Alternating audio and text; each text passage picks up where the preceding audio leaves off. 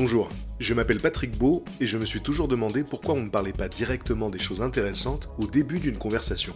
Parfois, on voudrait poser des questions existentielles aux gens qui nous entourent, mais comme c'est pas forcément dans les codes, on finit par parler du temps qu'il fait. Dans Continue tu m'intéresses, je vais donner à mes invités l'opportunité de parler de ce qui les intéresse vraiment. Et si tout se passe bien, ça devrait être intéressant. Aujourd'hui, je reçois Benjamin Ekimian, dit Wax. Il est musicien, auteur-compositeur, et depuis 2020, il anime l'émission Foudre sur RTL2. Une émission dans laquelle il reçoit des artistes avec qui il fait des duos en live. Je connais Wax depuis un peu plus de 10 ans, et en l'invitant dans ce podcast, je voulais que les gens découvrent l'homme derrière le guitariste. Mais je ne m'attendais pas à ce que l'épisode prenne une tournure aussi intime et aussi émouvante. Donc, préparez-vous. Ça commence par cette question. C'est quoi qui t'intéresse le plus en ce moment ? En fait, moi, ce que je préfère, c'est ma télé-réalité préférée, c'est la NBA. C'est que je suis le basket depuis que je suis tout petit.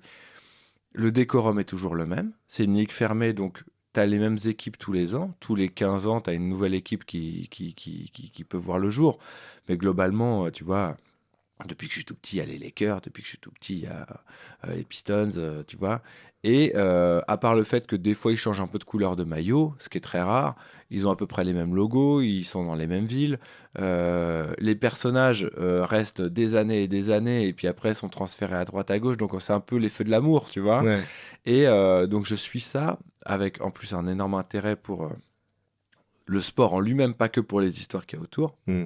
Et, euh, et franchement, honnêtement, on vit dans une version du monde qui est la dystopie la pire que j'aurais pu imaginer, tu vois, bien au-delà de Black Mirror quand ça a apparu il y a une dizaine d'années. Et là, pour moi, le fait qu'on vive tout ça, je me mets encore plus la tête dedans. Ouais. Alors, sans vouloir m'abrutir non plus et m'aveugler sur ce qui se passe autour de nous. Mais il y a un espèce de lien dans toute ma vie avec ce sport et surtout cette ligue qui me rassure et je retombe en enfant, je retombe en adolescent, je retombe à moi, jeune adulte. Tu sais, c'est toutes les périodes de ma vie conjuguées dans un seul et même sport.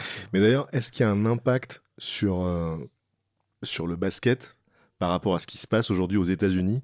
Est-ce qu'il y a des joueurs qui ont parlé ou est-ce que ça évolue dans une espèce de sphère parallèle protégée ? Alors, la NBA a toujours été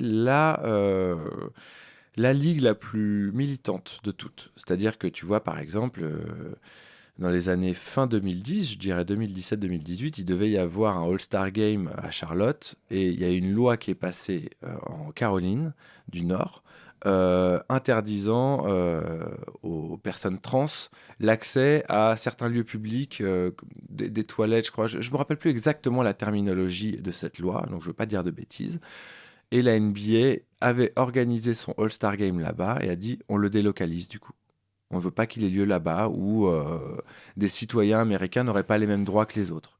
Et à l'époque, je trouvais ça super ballsy, surtout par rapport à ce qui se passe aujourd'hui. Ouais. Je me disais, quel cran, tu vois, de la part d'Adam Silver de faire ça.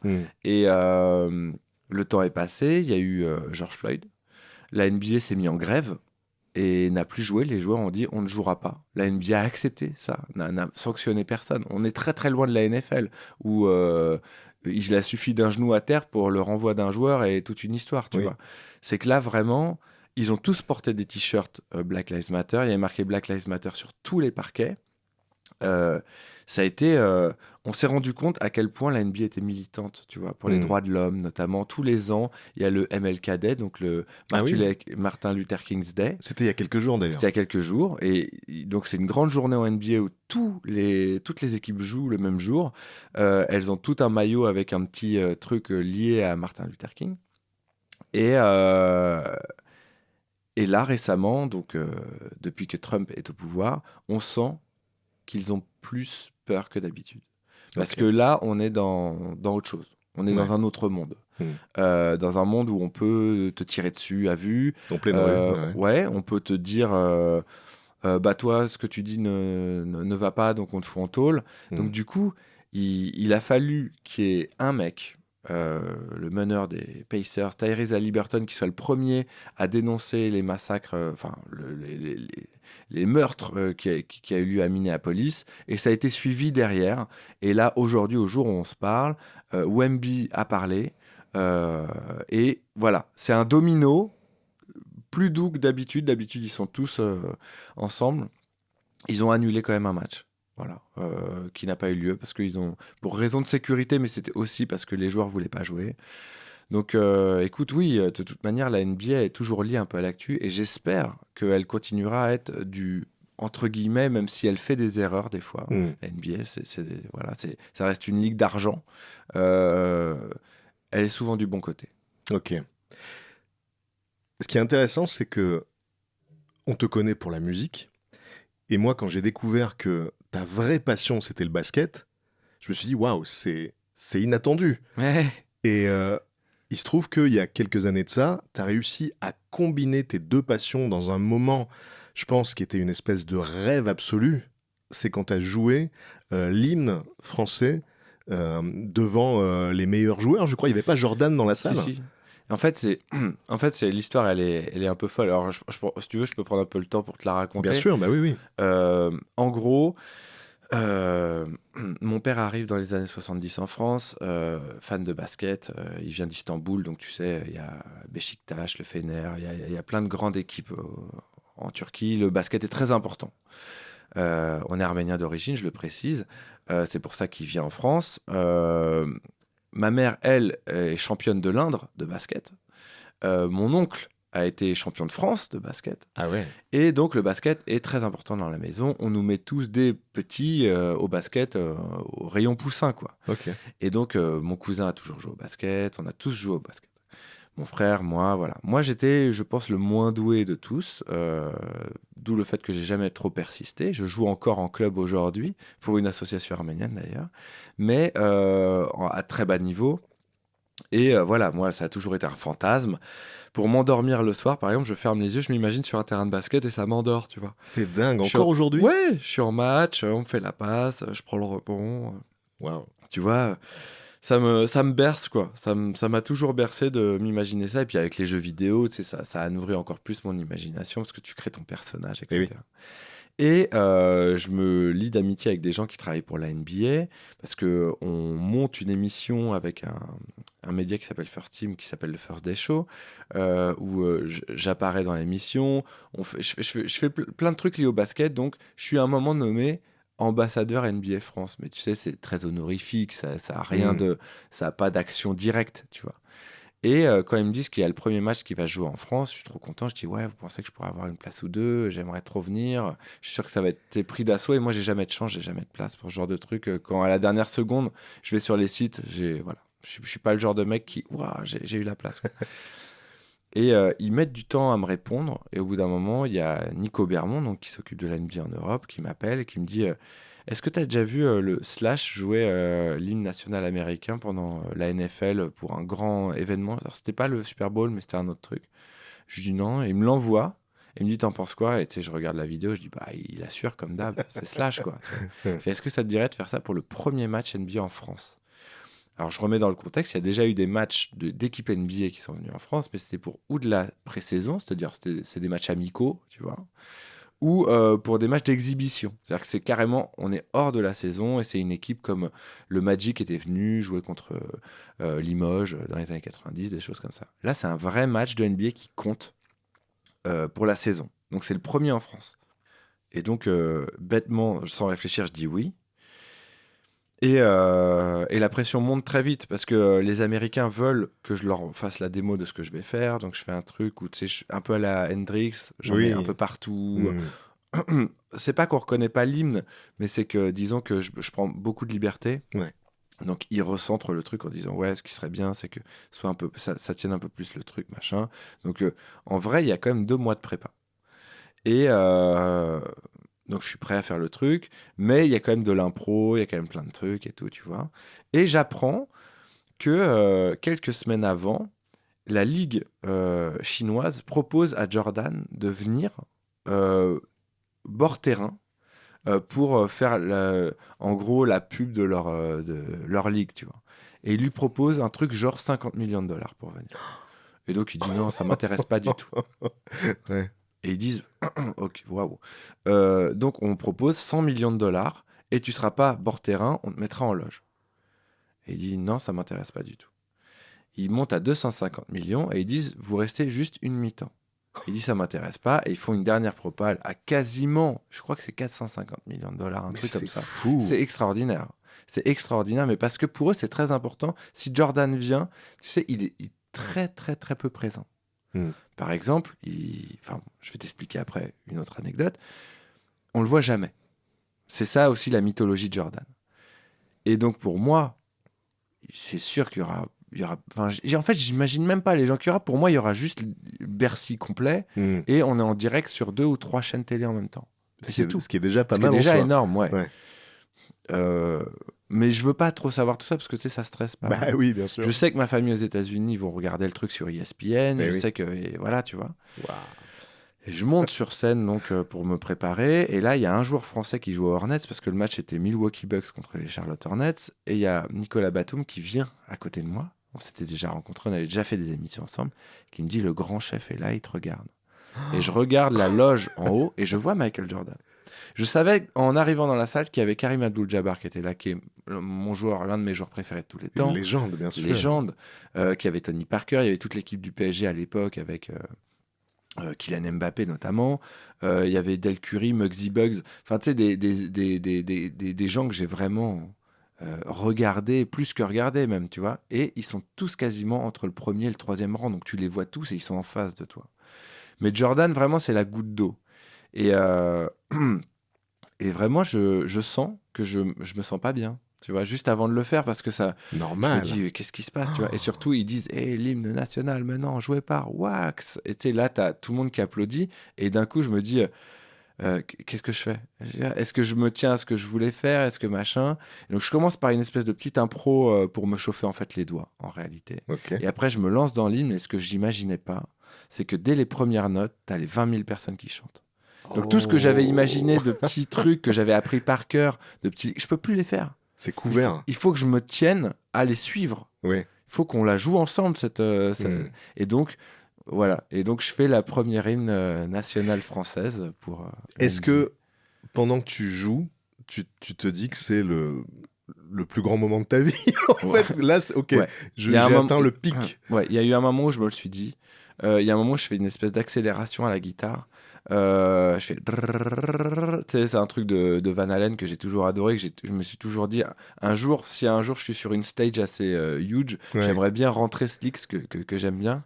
Et je l'ai fait à ce moment-là. Et ce moment-là, je me suis dit, putain, ma vie, elle est trop cool. Moi, je te le dis souvent d'ailleurs. Je t'envoie des messages en te disant, tu vis dans le rêve du Wax de 15 ans. Oui. Tout ce que tu vrai. fais, c'est ça. T'as raison.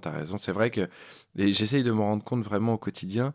J'ai la chance de pouvoir jouer avec plein d'artistes que j'ai tellement aimés quand j'étais jeune, qui sont toujours cool aujourd'hui, qui sont toujours ok, qui ont pas mal vieilli. Et puis même de rencontrer des gens. Moi, ce que je voulais, c'était rencontrer des gens passionnants, tu vois. Et tu fais partie aussi même si je savais pas qui t'étais quand j'avais 15 ans, mais la typologie de personne que tu es, c'est exactement le genre de personne avec qui je voulais travailler, passer du temps quand j'étais jeune, quoi. Tu vois, bah, ça me touche. genre être là à se dire, ma vie, ça va être d'être avec des gens passionnants, passionnés, et de pouvoir faire des choses folles avec eux. Et tu vois, à la veillée, on en parlait, Ouais. même si j'avais jamais imaginé faire un truc comme ça, et ben finalement, ça reste des super souvenirs et surtout des accomplissements, tu vois. Genre, waouh, on a fait ce truc-là, quoi. Malgré tous les trucs qu'on a fait. Ouais.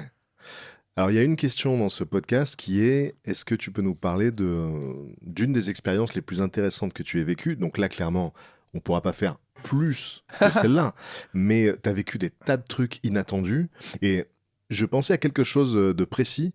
L'autre jour, en retombant sur un post Facebook, je vois un de tes commentaires. En fait, j'avais posté une vidéo où on voit une captation de Toto à Montreux en 1991. Et en fait, je l'ai. À l'époque, voilà, Sony avait développé une technologie HD, ce qui fait que quand on regarde la vidéo, on dirait qu'elle a été tournée il y a une semaine, alors que ça a presque 40 ans. Ouais. Et donc c'est un choc, tu vois. Quand on regarde les archives de cette époque-là, généralement c'est granuleux, c'est un peu flou. Là, c'est cristallin. Et donc je poste ce truc. Et tu me dis, Mais tu sais que pas loin du festival de Montreux, il y a des archives et Bien sûr. tu es dans ces archives. Ouais, ouais, c'est. Alors, j'y suis doublement maintenant. À l'époque, je l'étais juste une fois. Mais effectivement, il m'est arrivé un truc un peu dingue à l'époque. C'est que, en gros, j'avais un tout petit groupe, un duo, on s'appelait Bosco Del Rey. Et, enfin, son nom d'artiste était Bosco Del Rey. On n'avait pas changé le nom pour s'appeler Bosco Del Rey et Wax. Mais en fait, on faisait tout à deux, tu vois. Son album, tout, tu vois. C'est moi qui l'ai fait signer en édition et tout. C'est un New-Yorkais. Et en fait, très rapidement, Woodkid aime bien ce qu'on fait, donc commence à nous faire tourner à droite à gauche, nous file plein de coups de main. C'est hyper sympa cette aventure, tu vois. Et c'est la grande année Daft Punk et Pharrell Williams, tu vois. Il y a Get Lucky qui est partout. Enfin, c'est la folie, tu vois. Et cette année-là, c'est Pharrell Williams qui est appelé à jouer à Montreux. C'est le gros headlines, tu vois, tout le monde. Et surtout, en première partie, il y a écrit Special Guest. Et tout le monde fait Special Guest. Bien sûr que c'est Daft Punk. Ils vont venir pour honorer leurs potes. Ouais. Et ils vont jouer un set de 25 minutes, tu vois. Et ça va être historique, Daft Punk à Montreux. Donc, il y a vraiment, je le vois partout, tu sais, Reddit et tout. Ça commence à parler de ce truc-là. Et donc, moi, j'y crois. Et je sais pas, c'est un vendredi soir, un truc comme ça, je suis aux toilettes. Et je joue à un jeu, genre, un truc genre Doodle Jump, tu vois. Ah, ok. Et on m'appelle. Et donc, du coup, ça frise mon jeu, tu vois. Donc, je rejette les appels, tu vois. Et je sors des toilettes. Et la 5e fois, on m'appelle. Je réponds, je fais, ouais, qu'est-ce qu'il y a? Parce qu'en plus, c'est un numéro que je connaissais pas, parce que c'était un fixe. Et c'était notre tourneur qui m'appelait de leur bureau et qui me dit qu'est-ce que tu fais genre mardi prochain ou mercredi prochain, tu vois. Et je dis je sais pas. Je regarde vite fait mon emploi du temps et j'avais un truc, tu vois. Je fais ah bah j'ai ça, voilà. Il fait est-ce que tu peux annuler? Bon, j'ai pas le droit de te parler de ce qu'on va faire, mais il faut juste que tu sois présent. Il faudrait que tu sois aussi la veille présent. Mais t'inquiète, tu seras payé. Et donc je dis ok. Bah, du coup, je vais annuler mes trucs, ça a l'air très important. Et donc quand j'arrive le mardi, avec ma basse sur l'épaule, dans un studio pour répéter, on me dit voilà, il faut que vous répétiez. On voulait pas vous mettre la pression, mais il faut que vous répétiez parce que demain vous jouez à Montreux en première partie de Pharrell Williams. Et donc tu sais, je me dis mais tu sais, dans ma tête, vraiment, le premier truc hyper déçu, je leur dis, mais Ah c'est bon pas Daft Punk. Ils font, non, bah, en fait, il a jamais été question que ce soit Daft Punk. On sait pas, à la base, qui ça devait être, pour être tout à fait honnête. Mais Pharrell fait confiance à Woodkid pour la DA. C'est Woodkid qui fait toute sa DA. Donc, du coup, Woodkid vous fait le cadeau de vous faire jouer en première partie. Je me rends compte de rien. Le lendemain, on y va. Et effectivement, on vient nous chercher en limousine, ce qui est quand même très rare quand tu vas jouer dans un festival. Ouais. Et dans la limousine, on nous fait signer des papiers. Alors moi, je comprends rien, tu vois, parce que ça va trop vite. Et notre manager nous dit oui, j'ai déjà lu le truc, ils me les ont envoyés par mail. C'est juste pour dire que vous êtes OK pour que vous soyez dans la librairie de Montreux, etc. Et donc, on accepte. On arrive sur scène, on fait la balance. Là, il y a un mec qui arrive. Et tu sais, je sais pas si tu te rappelles, dans Toy Story 2, à un moment, Woody est abîmé. Et ils font appel à un vieux technicien. Bien sûr. Et qui a plein de petites lunettes et tout, tu vois, et qui tire un peu la langue. Scène culte, bien scène sûr. Que j'adore, tu vois. Bien sûr. Et il y a un mec comme ça qui arrive avec sa petite valise Allez. pendant la balance, tu vois. Et parce qu'il y a un mec qui arrive qui dit il y a un problème avec ton instrument, il n'est pas aux normes de Montreux. Et je dis ah bon, qu'est-ce qui se passe? Et ils me disent bah oui, il est très sale. Et en fait, il y avait des traces de doigts partout. Ah tu vois. d'accord. Ah oui. Parce que ouais, voilà, c'est un vieil instrument des années 70 qui est un peu crade. En plus, à l'époque, je fumais. Enfin, tu vois, il y avait de la cendre certainement. Enfin, tu vois, voilà, j'étais un peu à l'arrache, quoi. Ouais. Et donc ce mec-là sort une table comme une table de massage, tu vois, met mon instrument dessus, sort ces trucs, il a des petits cotons et tout. Mais non. Et donc vraiment, il passe un quart d'heure sur... Et j'ai jamais joué sur un instrument aussi propre. Incroyable. Et ouais, et donc j'étais mi-humilié, mi-ravi, ouais. en fait. Oui, parce que toi, c'était plus Seattle que Montreux, ta guitare, en fait. Oui, c'est ça, exactement. Et c'est d'ailleurs pour ça, je pense que les groupes de grunge ont rarement joué à Montreux, tu vois, surtout à l'époque. Et oui, et donc du coup, on a fait. Alors les gens, l'accueil était très froid, hein. Je te cache pas, quand on arrive sur scène, les gens, c'était 600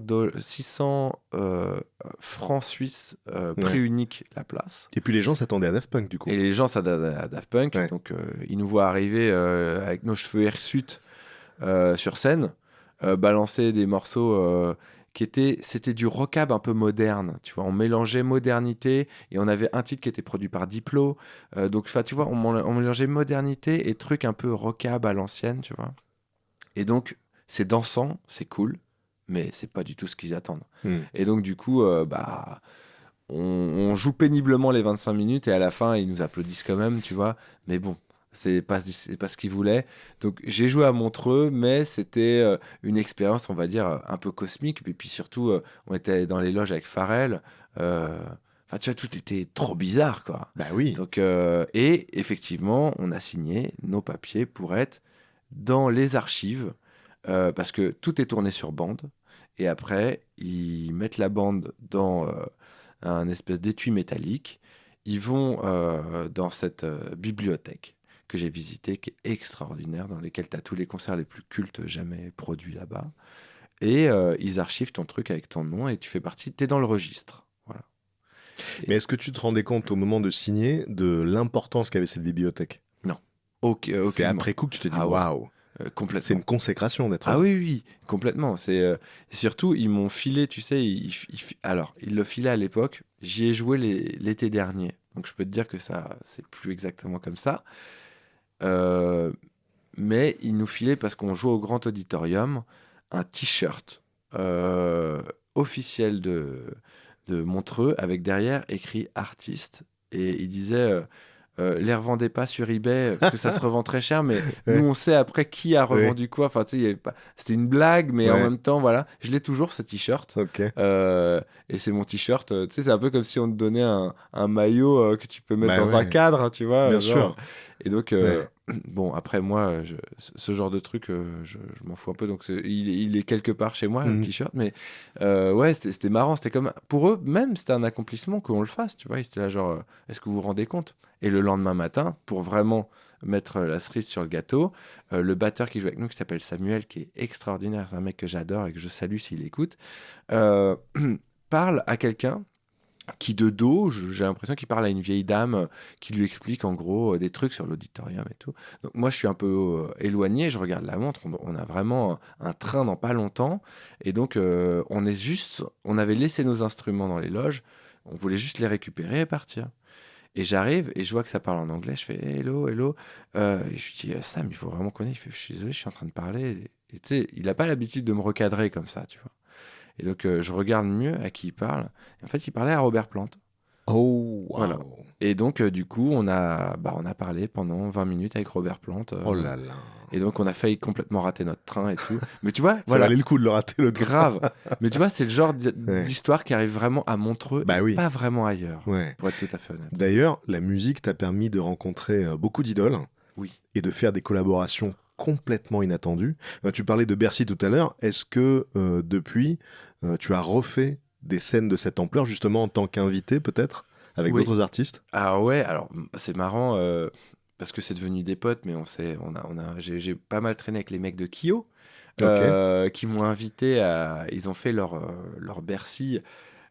Ils étaient hyper anxieux parce que ça faisait très longtemps qu'ils n'avaient pas fait des grosses scènes comme ça. Et il y a un revival de leur musique qui est diffusé un peu partout et qui cartonne.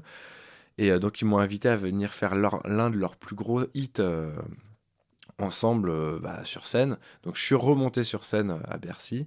Et là récemment, il y a eu le All-Star Game français qui est le deuxième plus gros événement basket au monde quand même. Ah ouais. Et ah ouais, mais c'est fou, hein. Franchement, je me rendais pas compte à quel point. Et oui, j'ai joué pour le reveal des joueurs. Ok. C'est-à-dire, je joue et les joueurs rentrent sur le terrain, donc c'est épique, il y a des Hmm. flammes partout. C'était extraordinaire comme moment. Bah ouais, ouais. Et quand je parlais des feats que tu as fait, je pensais notamment à Linkin Park. Oui, oui, oui. Incroyable cette histoire aussi. Ouais, mais pareil, j'étais. C'est à chaque fois. Moi, je me souviens toujours des moments où, tu sais, on se souvient tous où on était le 12 juillet 98, par exemple. Enfin, tu vois, il y a des dates comme ça, on se souvient. Et ben moi, j'étais vraiment... j'ai honte. Mais au drive du McDo. Et pareil, je reçois plein de coups de fil d'une attachée de presse qui bosse pour Warner. Et au bout d'un moment, je réponds, mais je lui disais, je suis désolé, je suis en train de passer une commande. Et je suis navré, c'est pour ça que je te répondais pas. Que se passe-t-il? Parce que tu m'appelles très tard en plus, il était 23h. Elle me dit, est-ce que lundi tu serais disponible? Je dis oui. Bah, on était un vendredi ou un samedi soir, tu vois. Je dis oui, je peux me rendre disponible. Qu'est-ce qui se passe? Elle fait, bah, Linkin Park viennent à Paris et ils veulent faire une vidéo avec toi. Ils adorent ce que tu fais. Donc vraiment, pour moi, tout va dans le sens d'une caméra cachée, tu vois. Et en fait, c'était vrai, tu vois. Donc, du coup, je me suis préparé, j'y suis allé avec Sicole, donc, qui était à l'époque notre stagiaire, et Mathieu, qui était mon binôme. Et effectivement, et Jules Pajot, que tu connais peut-être, Et oui, un Jules Pajot, réalisateur que j'adore, qui filmait donc mes vidéos en plan séquence à l'époque que je faisais avec Pomme. Et on arrive chez Warner, et effectivement, il y a Mike Shinoda et Chester qui nous attendent, et qui me disent on adore ce que tu fais. Et donc j'hallucine parce que je me dis, mais je les ai écoutés toute mon adolescence, je les adore, Bien sûr. vraiment. Et ils m'ont posé plus de questions sur comment je faisais mes vidéos et comment je faisais ceci et cela, plutôt que, enfin, j'avais même pas le temps de leur poser des questions. J'avais tellement de choses à leur demander. Finalement, on a fait la vidéo et après on a pris le temps de parler. Chester et moi, on est restés en contact. On s'est revus au Hellfest d'ailleurs, quelques mois après.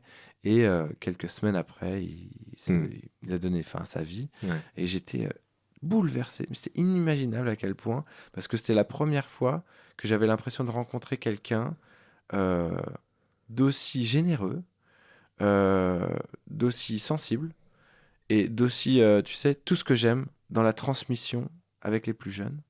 Donc parce que moi, j'étais son petit, tu vois. Quand je dis son petit, c'est le rapport qu'on peut avoir avec dans le basket avec un vétéran. C'est-à-dire que quand tu as quelqu'un qui a des années et des années de carrière et qui dit à un jeune rookie, voilà, tu devrais faire ci, ça, ça, moi, c'est un peu ce qu'il me disait, tu vois. Et, et j'ai gardé nos DM, évidemment, tu vois. Et quand il est décédé, ça m'a vraiment bouleversé. Ouais. Mais j'ai vécu ce moment, du coup, je chéris le fait d'avoir vécu ce moment avec eux. Bien sûr.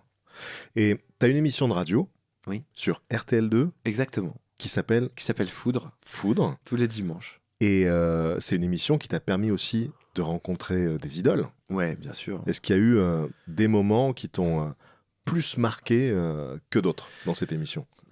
Ouais, bah, évidemment, tu sais. Alors, il y a quelqu'un avec qui j'ai eu la chance de passer beaucoup de temps. Enfin, beaucoup de temps. Ça se compte en heures, mais pour moi, c'est énorme. Quand j'étais petit, mon père m'avait amené à un concert de Sting quand j'avais 12 ans pour me dissuader de faire de la musique. Il m'avait dit, je vais t'amener à un concert, parce que je lui avais annoncé que je voulais être musicien plus tard. Ok. Et donc, il m'a amené à un concert de Sting au Zénith. J'étais avec mon frère et ma mère. Et donc Sting, being Sting, joue de la basse comme jamais, chante comme jamais, prend une guitare acoustique et fait un picking. Voilà, on voit qu'il maîtrise tous les instruments. À un moment, il y a ces saxophonistes qui montent sur scène et il danse avec eux en jouant et en chantant. Tout ça m'a l'air très complexe, mais j'en ai plein les yeux. Et je me dis vraiment en sortant de là, mais oui, je veux vraiment être musicien. Et mon père me dit, t'as vu? Je fais, ah ouais, merci papa. Il fait, tu ne pourras jamais faire tout ça. Et toi qui as rencontré mon père, tu vois, avec son accent et tout, comment il me l'a dit, tu vois, c'est sans malveillance. Ouais. Mais c'était genre, pour lui, il fallait que j'ai commencé quand j'ai 3 ans et que j'en fasse 10 heures par jour. Mais c'était presque pour ton bien, quoi. Oui, voilà, Ouais. tu vois bien que Ouais. c'est pas C'est possible. trop dur. Oui, Ouais. voilà, il faut jouer comme un dieu, il faut chanter comme un dieu, c'est ça faire de la musique.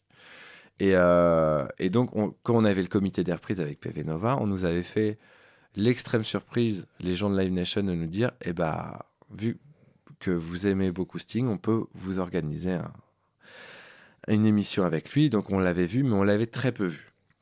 On était déjà hyper les mains qui toutes moites avec PV.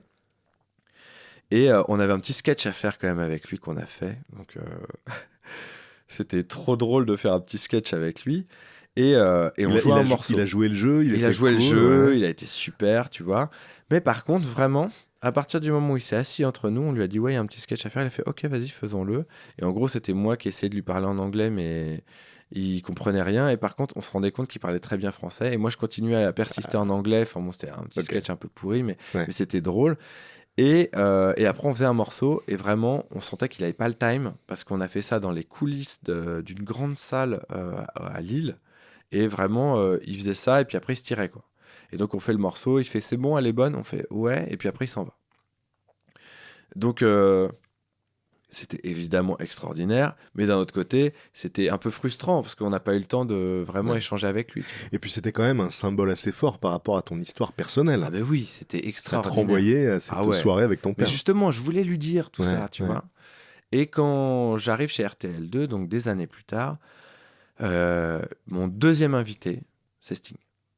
Et donc, et là, c'est je jamme avec lui pendant une demi-heure, on joue ensemble, et après 1 heure d'interview où je dis ce que je veux. Et donc là, vraiment, là pour le coup, je lui ai tout sorti. Vraiment, j'ai eu les larmes aux yeux. Enfin, tu Bah vois, oui. c'était vraiment. Et lui, je sais pas comment, je sais pas pourquoi, mais je crois que ça l'a touché parce qu'il a vu qu'il y avait aucun calcul, que rien, que j'étais juste fan de lui. Mais à côté de ça, j'étais quand même euh, fan de musique. Et donc, je voulais parler de sa passion pour la musique. Et donc, on a eu un vrai échange.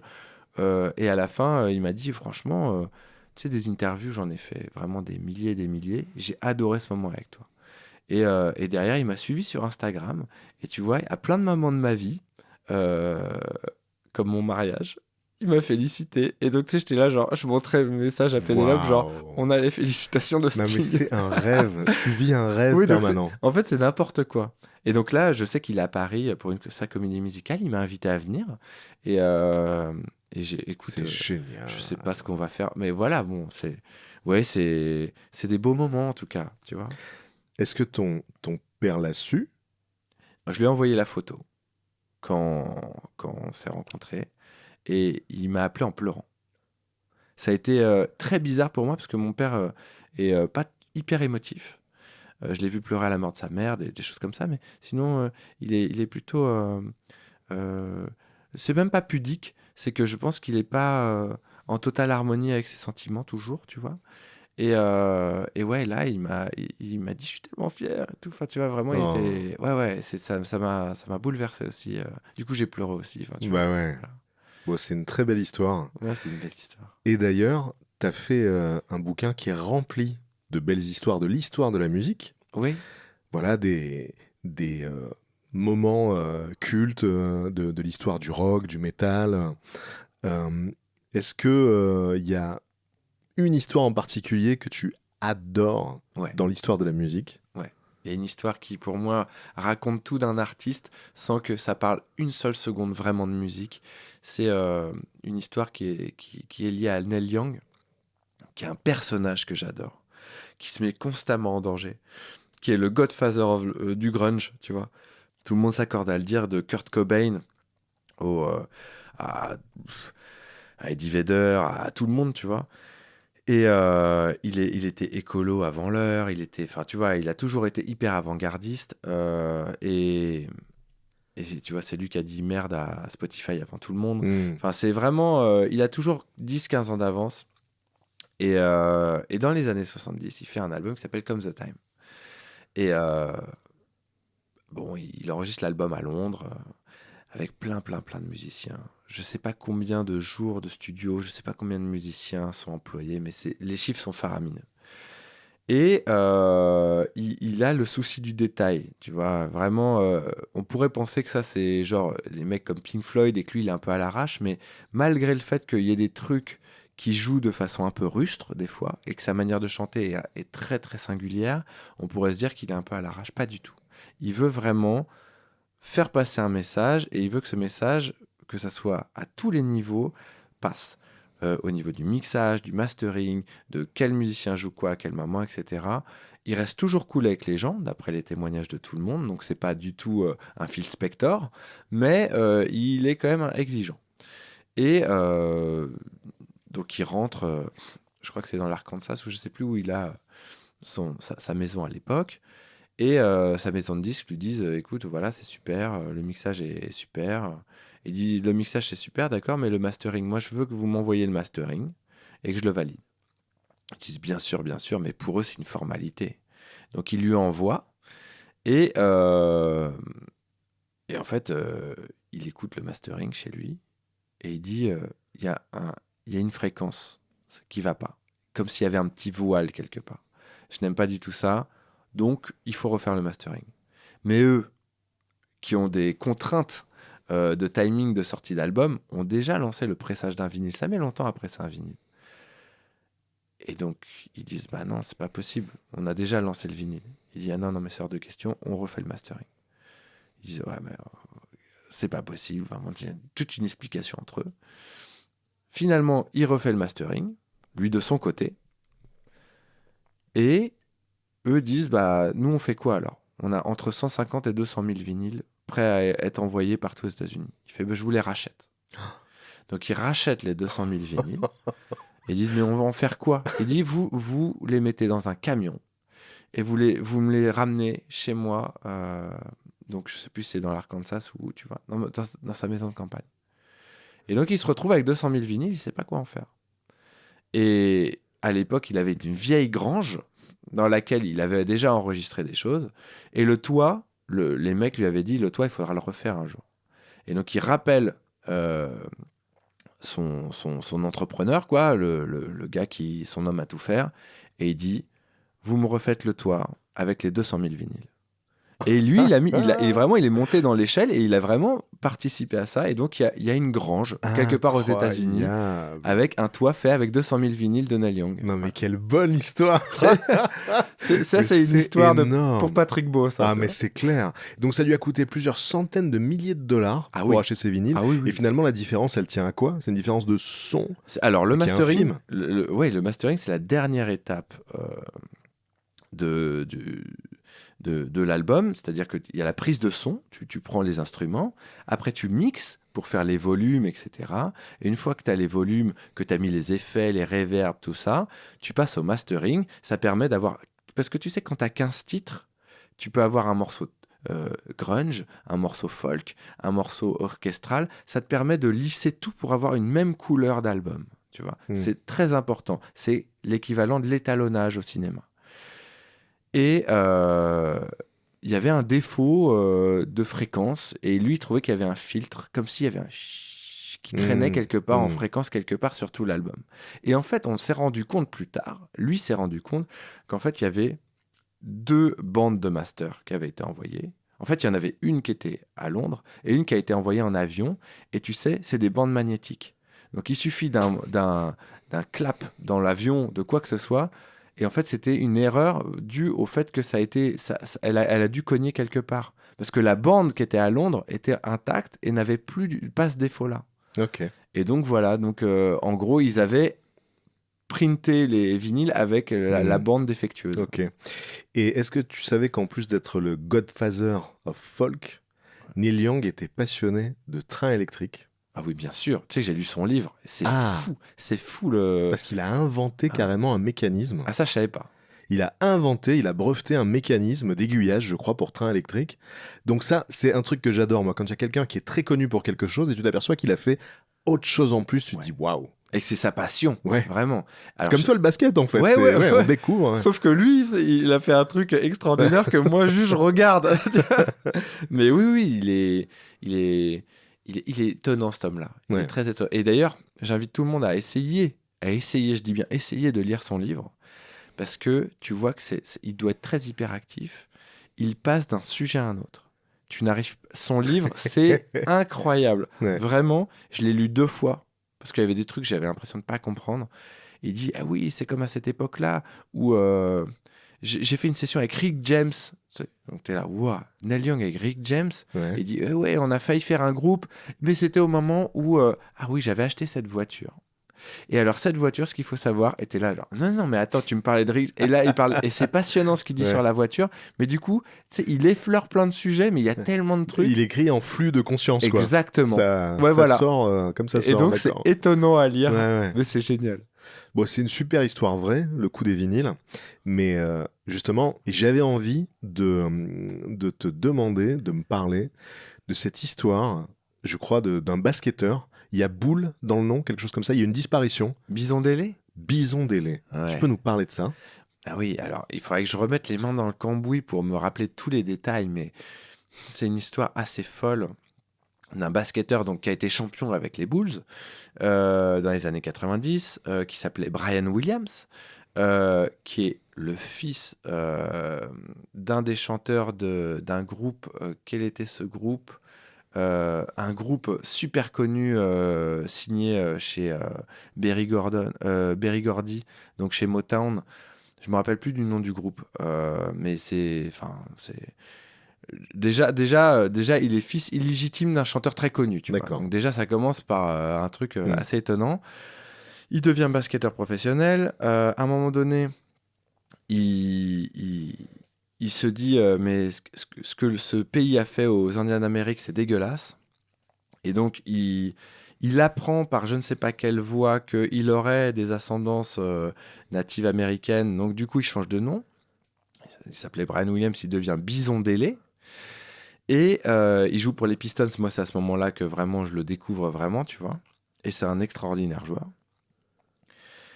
Et à un moment donné, il dit le basket, cette vie, le consumérisme, etc., ça m'intéresse plus. Moi, je vais partir. Et donc, il quitte le monde du basket pour aller vivre sur une île. Alors, je sais plus exactement où c'est près d'Hawaï, je crois, tu vois, ou près de Tahiti même. Et là, il part avec sa femme faire une espèce de... C'est pas une transatlantique, mais c'est une grande virée en bateau avec un mec et sa femme. Et alors là, j'invite les gens à aller voir, je crois que sur sa page Wikipédia, il y a un truc, mais moi, à l'époque, c'était pas sur sa page Wikipédia que j'avais trouvé le résumé, c'était sur sa page du FBI. Il y a une fiche au FBI. Parce qu'il est porté disparu.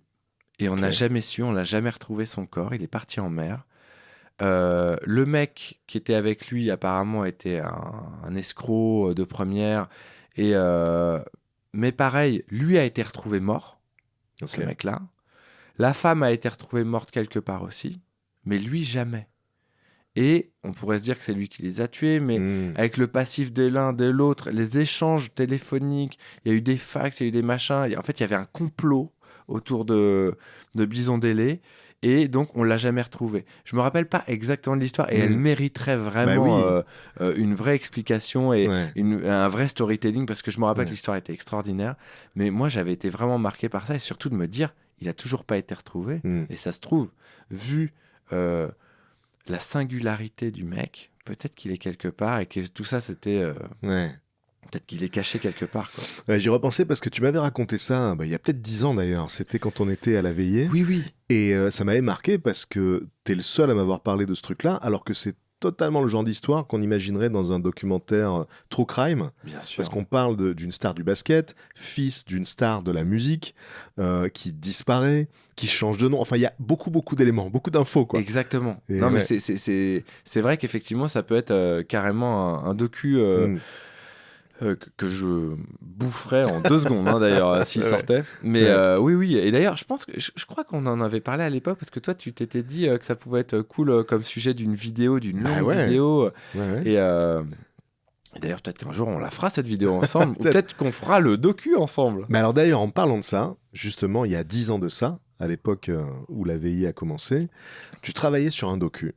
Oui. Qui s'appelait Comme le papier. Exactement. Qu'est-ce qui s'est passé avec ce docu? Alors, ce qui s'est passé, c'est que, en gros, je voulais faire un documentaire sur mes origines arméniennes. Parce que je trouvais qu'il y avait, et c'est d'ailleurs toujours le cas aujourd'hui, un manque de compréhension de ce que c'est qu'une communauté. Aujourd'hui, on parle de communautarisme et ça a une connotation très négative. Et ce que je voulais, c'était expliquer aux gens que faire partie d'une communauté immigrés, c'est de l'entraide, c'est hyper cool. Et c'était aussi expliquer qu'est-ce qui fait que moi, par exemple, quand je suis à l'autre bout du monde, tu vois, par exemple, c'est marrant. Il y a 2 ans, j'étais à Los Angeles, je suis allé voir ma tante. Et à un moment, j'ai voulu nager et le Pacifique est un peu froid, et puis tu sais, c'était très houleux, donc je suis allé dans une piscine parce que j'aime bien me renforcer. Et Il y avait un vieux couple qui nageait. Et à un moment, ils viennent me voir, ils me disent il y a écrit des choses en arménien sur votre bras, non? Parce que j'ai des tatouages en arménien. Je fais oui, oui. Il me dit ah, bah nous, on est arméniens d'Égypte. On a immigré dans les années 80. Et donc, on parle. On parle. Je m'essuie devant eux, machin. On s'habille, on est dehors, on continue de parler. Ils font tu fais quoi? Bah, je fais je vais rentrer chez ma tante, je pense. Mais et vous? Ils font bah non, mais si tu veux, tu peux passer à la maison. Jamais je ferais ça. Personne. Mm. Et je me suis retrouvé chez eux, j'ai mangé chez eux. Du coup, ils m'ont présenté leurs enfants. Enfin, et en fait, quand tu es d'origine arménienne et que tu es chez un autre arménien, peu importe où dans le monde, tu te sens toujours chez toi. Ouais. Et je voulais expliquer ce sentiment-là au travers d'un documentaire où, effectivement, les gens savent pas trop ce que c'est qu'être arménien. Il y a eu évidemment un massacre, un génocide au début du XXe siècle. Et c'était les 100 ans à l'époque. Et donc, je voulais faire ce documentaire-là. Et du coup, on a commencé à faire une Ulule. Non, c'est une campagne participative. Un financement participatif. Voilà, exactement. Et on a atteint une somme qui était pas énormissime, mais qui était assez importante pour starter vraiment le projet. Donc, ce qu'on a fait, j'ai commencé à faire des interviews, j'ai commencé au fur et à mesure, travailler vraiment activement sur le truc. Je pense qu'on avait plus de la moitié du film. Il y avait les mecs de System of a Down qui étaient à oui. Paris. J'ai eu la chance de les avoir pendant 1 heure. Il y avait Serge Tankian et Daron Malakian. Et d'ailleurs, on s'est rendu compte que mon oncle à Los Angeles, Varoujan, était le meilleur pote du père du batteur. Incroyable. Tu vois, en fait, les Arméniens, c'est un tout petit monde, Ouais, tu vois. ouais. À 3 personnes près, tu connais tout le monde, tu vois. Mm. Et donc voilà, et donc il y avait André Manoukian, il y avait plein de gens dans le documentaire, Pascal Légitimus, etc. Et il est arrivé... Il est arménien, Pascal Légitimus? Ouais, sa maman est arménienne, il a été vraiment élevé à l'arménienne. Et tu vois, et justement, ouais, mais c'est ça qui est drôle, c'est que dans le documentaire, tu te rends compte qu'il y a plein de gens qui sont arméniens et tu le sais pas. Ouais. André Agassi, par exemple. Ouais. Ah ouais, et ses parents, c'est des vrais blédards qui parlent à peine anglais. Hein. Ok. Donc, tu vois, et d'ailleurs, on se rend plus compte qu'il a une tête d'arménien depuis qu'il est chauve. Tu vois, vraiment, on dirait mon oncle Bedros, enfin, tu vois, vraiment, c'est fou. Et bref, et après, en fait, il s'est passé pas mal de choses très tristes concernant ce documentaire. C'est que, bah, on a fait ça à 3. Il y avait un réalisateur qui réalisait pour le comité des reprises à l'époque, moi, et Mathieu Joly, qui était mon binôme. Et on s'est retrouvés avec qui a eu des problèmes liés, enfin, qui sont personnels, mais liés à la dépression, et qui d'un coup a un peu tout lâché parce qu'il a eu des problèmes à plein de niveaux dans sa vie. Je veux pas trop rentrer dans les détails parce que voilà. Mais du coup, c'est pas qu'on a perdu contact, c'est que carrément il avait arrêté à ce moment-là de travailler. Et donc, du coup, j'étais là, ok. Donc, du coup, bah, et c'est lui qui avait toutes les bandes, tous les trucs. Le temps qu'il file toutes les bandes à Jules Pajot, dont on parlait précédemment, pour reprendre le truc, Jules m'avait dit, moi, je peux pas faire un truc pareil, c'est trop, etc. Donc, il fallait que je sois à la recherche de quelqu'un pour reprendre le truc. Mathieu tombe malade à ce moment-là. En pleine session, il s'évanouit. Et on lui diagnostique donc un cancer du cerveau. Et il n'a pas survécu. Et donc, je me suis retrouvé 1 an après le lancement donc, de tout ça avec un réalisateur qui n'était plus dans le projet et avec qui j'avais vraiment monté le truc. L'idée, même tout venait de nous, tu vois. Et mon binôme qui nous a quittés. Et donc, du coup, j'avais plus du tout cœur à faire ça. Et Jules Pajot m'avait envoyé le peu de bandes qu'il avait, mais il en manquait. Le truc avec System of a Down, par exemple, n'y était pas. Je ne sais pas où tout ça est. Et je t'avoue que c'est vraiment la zone d'ombre la plus grosse de toute ma vie, je crois. Parce que je finis toujours les projets que je commence. Et celui-là, vraiment, je me suis dit, donc je me suis excusé évidemment plein de fois envers les gens qui avaient. Alors c'était des petites sommes, c'était 5 euros, 10 euros, machin. J'ai demandé à la société qui était My Major Company, qui n'existe plus à l'époque, qui avait fait le truc, de rembourser au maximum les gens. Et beaucoup de gens m'ont écrit en me disant, mais non, mais nous, c'était 10 euros, 15 euros, on s'en fout, t'inquiète. On comprend parce que j'avais expliqué plus ou moins la situation. Mais du coup, ce projet n'a jamais vu le jour. Et très récemment, j'ai rencontré une fille extraordinaire qui s'appelle Lucie Michaelian, qui m'a dit, voilà, j'aimerais faire un reportage sur mon arménité. Et je lui ai dit, waouh. Bah, tu sais que moi, à un moment, j'ai touché du doigt ce rêve de faire ça. Et je lui en ai parlé, je lui ai montré le teaser de l'époque, je lui ai montré quelques rushs. Et donc là, depuis quelques mois, eh ben, on... alors ça aura un autre nom parce que moi, je suis pas trop. Je sais pas si tu as vu Lost in La Mancha, tu Oui, vois, oui. ce fameux documentaire qui montre. C'est le réalisateur, c'est Terry Gilliam, Terry Gilliam qui veut faire Don Quichotte. Don Quichotte et qui a toutes les emmerdes du monde. Moi, je veux pas que ça devienne mon Lost in La Mancha, donc je veux changer de nom. Je veux changer aussi un petit peu, parce que le monde a changé aussi Bien entre-temps. sûr. Même moi, j'ai changé beaucoup. Prendre d'autres axes, mais ça verra le jour. Voilà, ça, c'est sûr, c'est une promesse, ça verra le jour. Et je retrouverai le nom de toutes les personnes qui ont participé à l'époque à ce truc-là, et je les créditerai évidemment, et je ferai en sorte qu'il y ait une espèce d'avant-première où je les inviterai tous, ceux qui veulent venir, et je leur ferai un cadeau pour l'époque, ce que je leur dois bien, parce que voilà, même si la plupart ont certainement oublié, mais voilà, c'est une grosse cicatrice pour moi. Merci pour cette histoire. Je ne m'attendais pas à ce que ça parte dans ces directions-là. Ouais. C'est très émouvant, cette histoire. Et je pense que le jour où ce documentaire, ce projet verra le jour, ce sera un grand moment pour toi. Ah Vraiment. ouais, très, très grand moment, Ouais. ça c'est sûr. Parce que vraiment, comme tu disais, j'ai la chance par mes pérégrinations, de faire plein de choses étonnantes et passionnantes, tu vois. Et j'ai quelque part ce nuage au-dessus de ma tête. Parce qu'en plus, tu sais, moi je suis très proche de la communauté arménienne. Comme je te disais, je joue pour l'équipe arménienne de Paris. Là, on a un tournoi. C'est les tournois pan-arméniens tous les ans. Alors l'année dernière, c'était à Sofia. Cette année, c'est à Genève. Je crois que l'année prochaine, c'est à LA. Et en fait, c'est les Arméniens de Turquie contre les Arméniens du Liban, de France. Et en fait, quand je dis contre, il y a plein de disciplines, le basket, le foot, les échecs et tout. On se retrouve tous ensemble. On est des milliers. Et c'est comme si on formait qu'un, tu vois. Et tous les ans, il y a quelqu'un pour venir me dire, mais tu sais, j'avais mis de l'argent moi sur ton documentaire à l'époque, il en est où? Et je dis, eh ben, à chaque fois, donc je raconte l'histoire, il faut, mais écoute, il n'y a aucun problème. Et si un jour il voit le jour, nous on en serait ravis, et voilà. Et donc, mais à chaque fois, dès que je peux, je fais mon mea culpa par rapport à cette histoire, et c'est pour ça que je referai jamais de trucs participatifs. Ça m'a vraiment traumatisé. Ouais, je comprends. Mais le bon côté, entre guillemets, c'est qu'aujourd'hui, tu as sans doute accès à encore plus de gens. Ouais, bien sûr, oui, ça c'est vrai, t'as raison.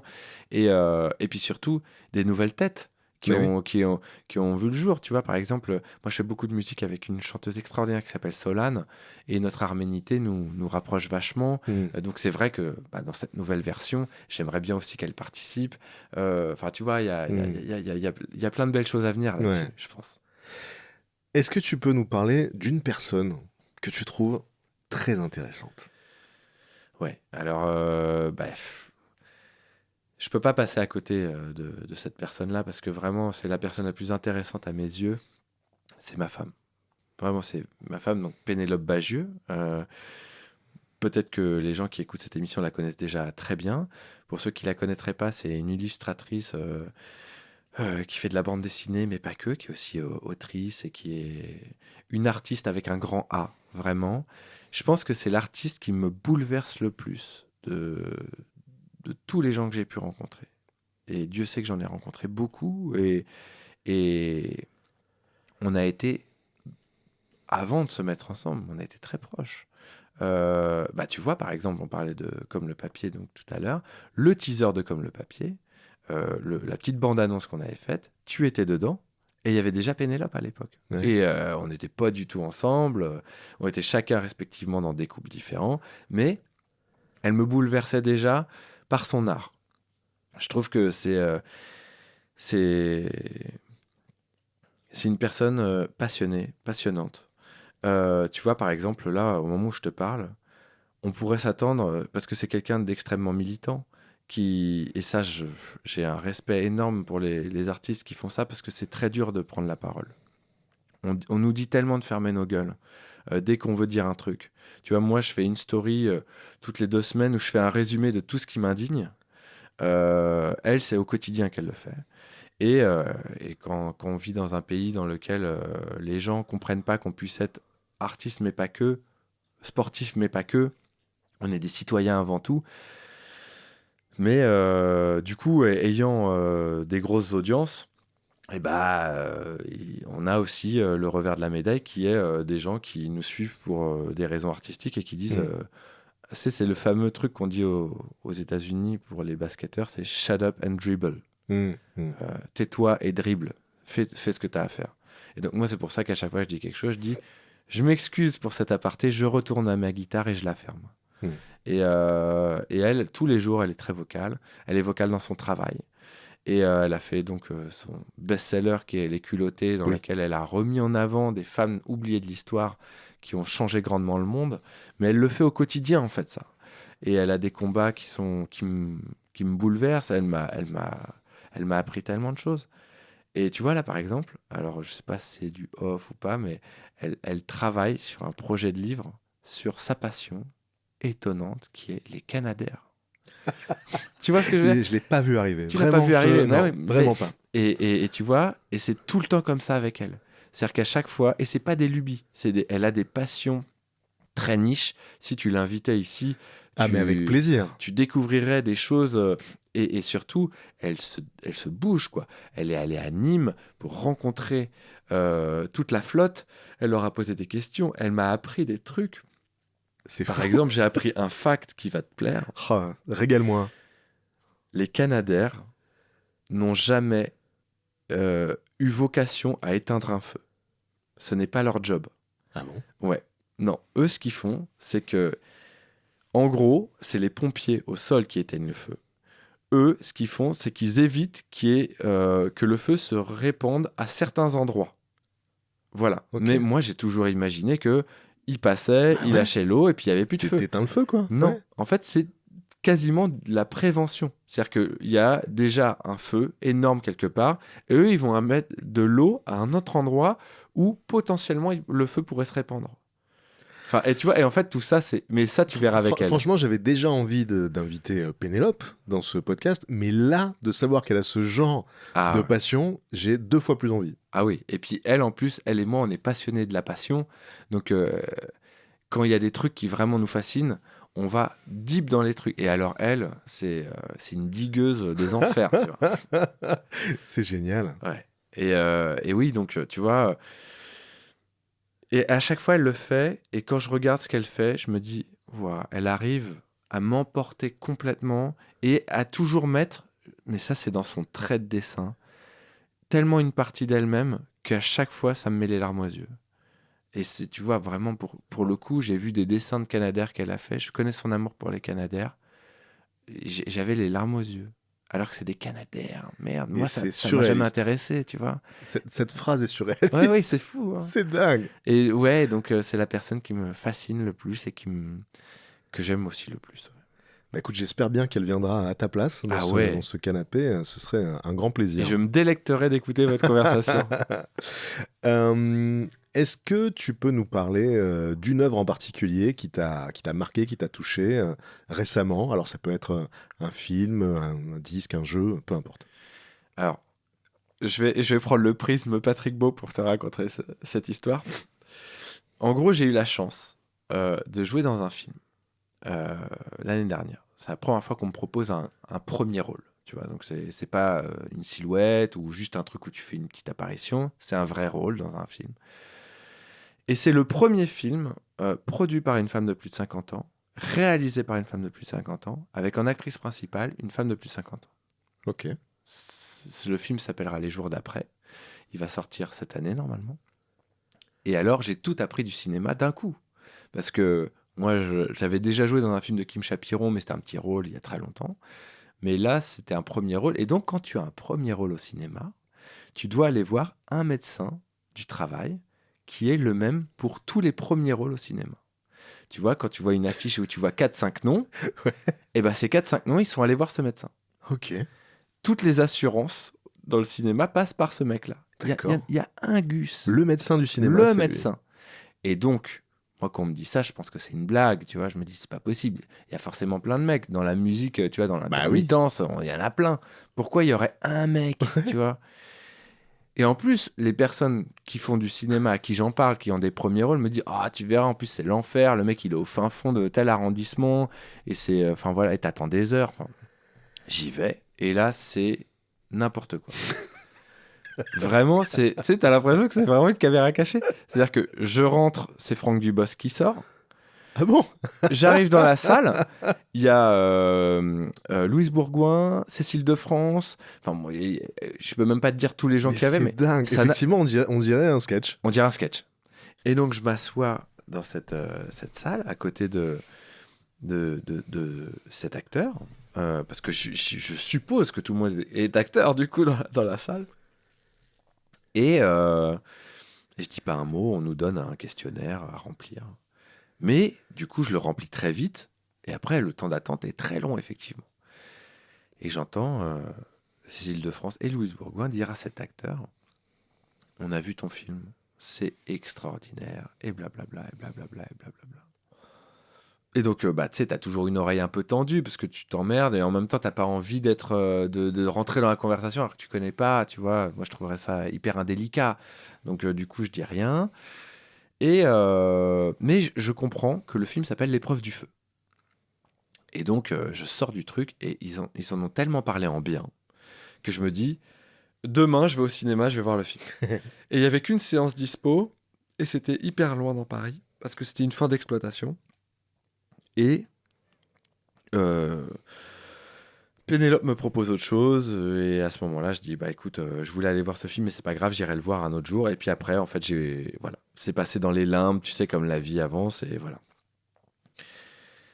Et récemment, je me retrouve dans un avion et il y a plein de films, tu sais, qui sont disponibles et je vois ce film-là, mais tout à la fin, parce que c'est quand même un film d'auteur, c'est un film français, c'est pas. Et je me dis, oh, l'occasion est parfaite, je le regarde. Et je peux pas expliquer, je peux pas tout dévoiler du film. C'est prodigieux ce qu'ils ont fait. C'est extraordinaire. Moi, je suis très attaché à l'écriture. Tu sais, quand un personnage, je crois plus trop à ce qu'il dit ni ce qu'il fait, où je me dis, mais pourquoi il fait ça? Et que ça a aucun sens, et que tu sens que scénaristiquement, c'est des compromis, des machins. Je lâche. Tu vois, ça m'intéresse plus. Là, tout se tient. Tout est hyper bien écrit. Euh, c'est c'est une étude sociologique entre le paraître et ce qu'on ressent pour les gens. C'est une bande de gens qui vont à Noirmoutier, qui sont très jeunes, euh, dont l'un est en couple avec ce qu'on appelle communément et affreusement une cagole, c'est-à-dire une femme qui vient du sud, qui a un petit accent chantant, qui porte des ongles très très longs et qui pourrait être vulgaire. Eux, c'est un peu la classe haute, c'est des bourgeois parisiens qui vont en vacances dans le sud-ouest, donc du coup qui sont tu sais, très genre on a des châles, etc. Tu vois, qui en même temps veulent être très cool, écoutent de la musique cool. Tu vois, là où elle écoute du Jul, etc. Et tout pourrait porter au cliché. Il n'y en a pas un seul dans ce film. C'est d'une finesse d'écriture, de jeu. Euh, j'ai pleuré devant ce film. J'ai ri aussi.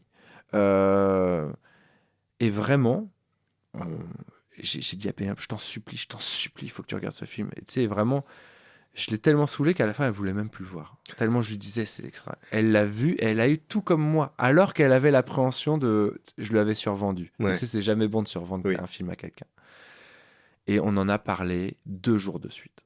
Ah Et ouais. c'est vraiment une œuvre, j'invite tout le monde à le voir.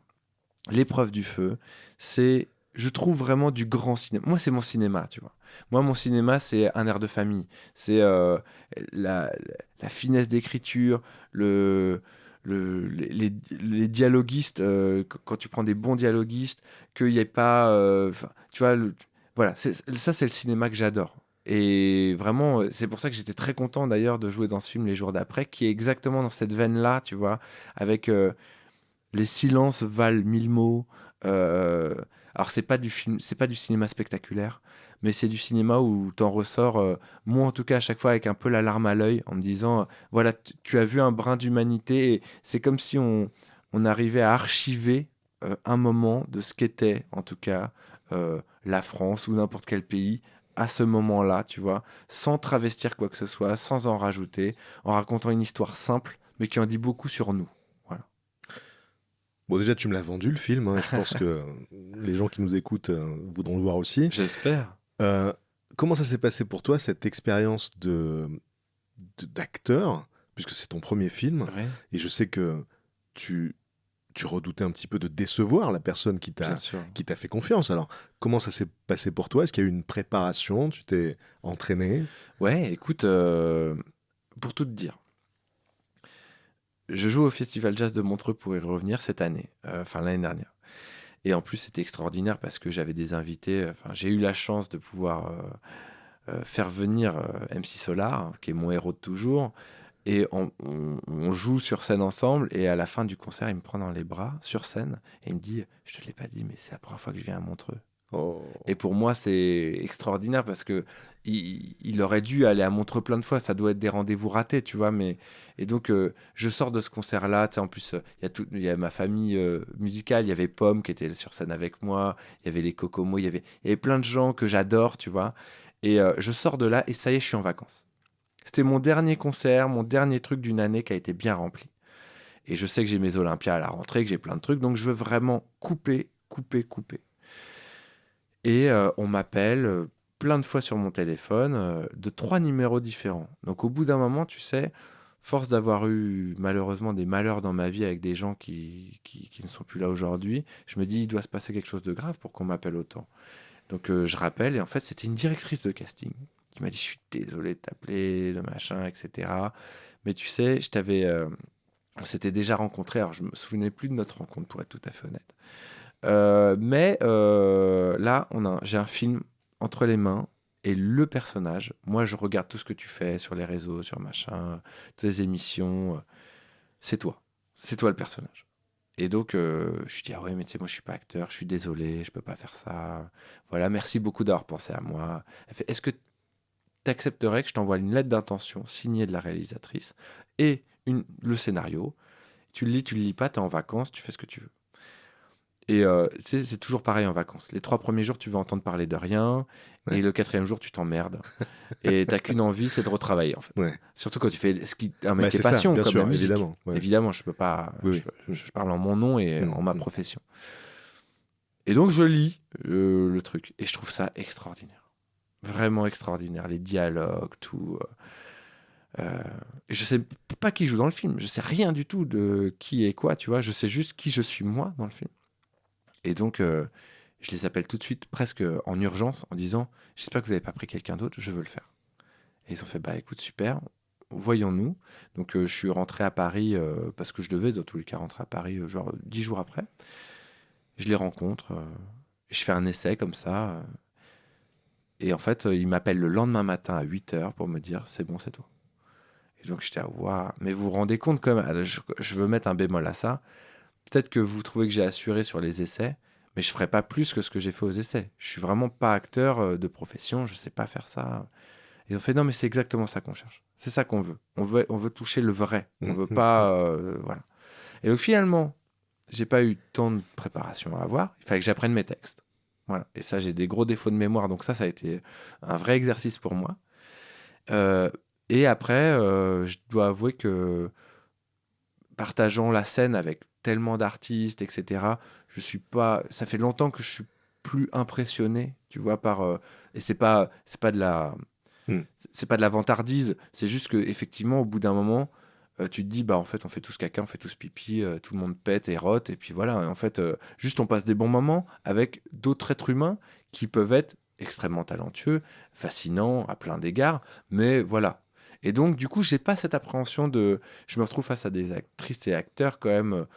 Voilà, tu vois, Valérie Donzelli, c'est une actrice extraordinaire, et donc, je joue son frère dans le film, et donc on doit avoir une connivence, tu vois. Et en fait, elle me met très à l'aise. En fait, on s'est vu un petit peu avant que le tournage démarre. Et on a passé notre temps à raconter nos vies comme si on était frères et sœurs. Ok. Mais en fait, c'est elle qui m'a amené là-dedans. En fait, j'étais très bien accompagné sans m'en rendre compte, je pense. Mais Mm. l'expérience était folle. Et j'ai trop hâte que le film... j'ai trop hâte de le voir déjà, parce que je ne l'ai pas vu encore. Bah oui, il sort cette année? Il sort cette année, ouais. Ok. Ah, je suis très curieux de voir ça. Et donc, si j'ai bien compris, la réalisatrice, Stéphanie ch- Pilonka, je ne l'ai pas cité. Stéphanie Ouais. Pilonka, cherchait un personnage qui te correspond dans l'énergie, dans la manière d'être. C'est pas un rôle de composition. Non, Il fallait que tu sois toi-même, quoi. C'est ce qu'elle exactement. recherchait. En Ouais. gros, c'est l'histoire, c'est une sœur et un frère qui ont perdu leur papa.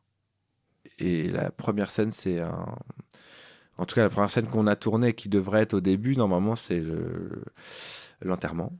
Et ça s'appelle Les jours d'après. Et c'est comment on manage les jours après la Ok. disparition d'une personne chère. Mm, mm. Et donc, il y a beaucoup d'émotions, il y a aussi du rire, il y a aussi beaucoup de tendresse. Et donc, moi, je suis ce musicien un peu en galère d'argent qui veut vendre la maison et a eu une très mauvaise relation avec son papa, donc veut passer vite à autre chose. Et elle, elle a un peu repris le flambeau familial en étant médecin comme son papa. Et en fait, elle veut, c'est les pérégrinations d'une femme de 50 ans qui se pose plein de questions sur sa vie. Et c'est hyper beau comme thématique, tu Mm. vois. Et Ouais. donc voilà, donc moi, c'est vrai que étant déjà musicien, Oui. bon après, je suis pas en galère comme dans le film, mais voilà, ça, c'était des petits détails qui sont faciles à jouer, Ok. quoi. Ouais. Un truc que tu crois avec certitude, sans avoir de preuves. Alors, c'est très théorique, mais je pense que tout se passe au collège. Enfin, dans le monde occidental, évidemment, mais je pense que toutes les, comment dire, toutes les injustices qu'on vit au collège ou toutes les gloires qu'on vit au collège nous suivent toute notre vie. Euh, à chaque fois que j'ai voulu vérifier cette information-là, enfin cette théorie, il s'est avéré que c'était assez juste. Tu vois, les gens qui sont très dans la haine, la hate, etc., ont passé un très mauvais moment au collège en général. Tu vois, c'est des blessures d'années. Le collège, c'est 5 ans, je crois. Ouais. Et c'est 5 années où c'est vraiment notre cerveau est ouvert. On Enfin, est des éponges. 4 ans. 4 ans, sixième, cinquième, quatrième, troisième. T'as raison, moi j'ai juste redoublé. C'est pour ça que j'ai fait 5 Ouais. ans. J'ai redoublé ma troisième. Mais ouais, c'est 4 ans. Et je pense que c'est 4 années fondatrices de ce qu'on va être à plein de niveaux. Dans les frustrations, dans notre vision, parce que c'est une mini-société, le collège. Bien sûr. Et, euh, et c'est vrai que tu vois des gens qui auraient subi du harcèlement, par exemple, à ces années-là, bah, c'est marqué à vie chez eux et on peut le retrouver dans leur comportement qui peut être craintif, qui peut être aussi à fleur de peau, qui peut être aussi une carapace, qui peut être plein de choses. Et moi, j'ai cette certitude que, que vraiment, enfin, je sais pas comment dire parce que c'est très très touchy comme sujet, mais je pense que vraiment ça constitue les êtres humains qui sont autour de nous. Et tu vois, moi par exemple, et c'est pour ça que j'ai une insouciance, j'ai vécu un collège où j'ai eu plein de copines. J'étais dans un groupe de personnes où on était ce qu'on appelle maintenant les populaires, tu vois, enfin, sans le vouloir. Mais tu vois, moi, j'étais dans un groupe de rock quand j'avais 12 ans avec des mecs qui étaient au lycée, qui avaient 17 ans. Donc, tu vois, j'étais dans le cool, je portais des baggies, j'écoutais Korn, j'avais des t-shirts Machine Head. Enfin, tu vois ce que je veux Ouais. dire.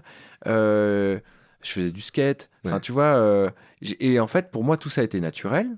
Je remarquais pas euh, que que ma vie était super cool. Et donc, j'ai eu aucune frustration en sortant de tout ça. C'est-à-dire que je me suis jamais dit, il faut absolument que je sois avec le maximum de filles possible. Il faut absolument... Tu sais, j'ai pas développé des trucs un peu chelous, tu vois. Pour moi, c'était comme ça, quoi, tu vois. Et donc, je sais que c'est hyper luxe comme positionnement, mais j'ai des amis qui, eux, euh, ont vécu un collège beaucoup plus compliqué que ça. Et du coup, ont un rapport aux gens, des fois un rapport aux femmes, qui est très particulier. Et tu vois, bon après, sans toujours vouloir tout politiser, mais tu vois, je pense que la plupart des mascus qu'on peut voir qui passent leur temps à la salle, qui disent des grosses saloperies sur les réseaux en disant le body count, les femmes, les machins, etc., c'est des énormes frustrax qui, entre la 6e et la 3e, ont vécu certainement des traumatismes, tu vois. Ouais. Des traumatismes qui, pour eux, sont inavouables, tu vois. Genre, ils étaient... ils aimaient pas leur corps, tu vois, peu importe dans quel sens ça va, et on leur a fait remarquer parce que les enfants sont très cruels.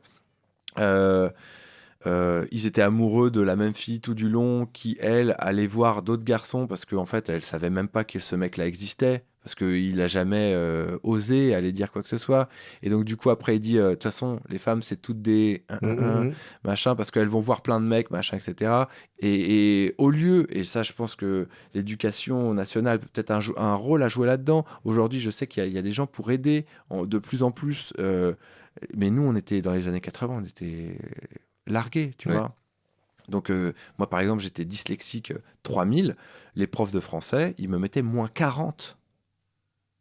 Moins 40. J'avais des moins 40. Quelle humiliation. C'était des températures arctiques, quoi. Oui, voilà, c'est ça. Okay. Mais tu vois, j'ai raconté beaucoup de ces histoires-là en rigolant, et puis j'ai beaucoup changé avec le temps, et de moins en moins je rigole en racontant ça, parce que c'est une vraie humiliation. C'est-à-dire que c'était écumant. Moins 40, record battu, tu vois. La semaine d'après, moins 30. Et donc, ma moyenne, à la fin, c'était c'était 0. Entre parenthèses, une moyenne de moins 25, tu vois. Wow. Et je trouve ça hyper humiliant parce que on a compris. Non, maintenant, on comprendrait. On dirait, bah, écoute, le mec est dyslexique dernier degré. Tu sais quoi, on va pas lui mettre de notes sur... Ce qu'on veut savoir, c'est, par exemple, tu sais, il y avait les dictées que tu apprenais à la maison. Ouais. Ce qu'on veut savoir, c'est est-ce qu'il a appris le texte.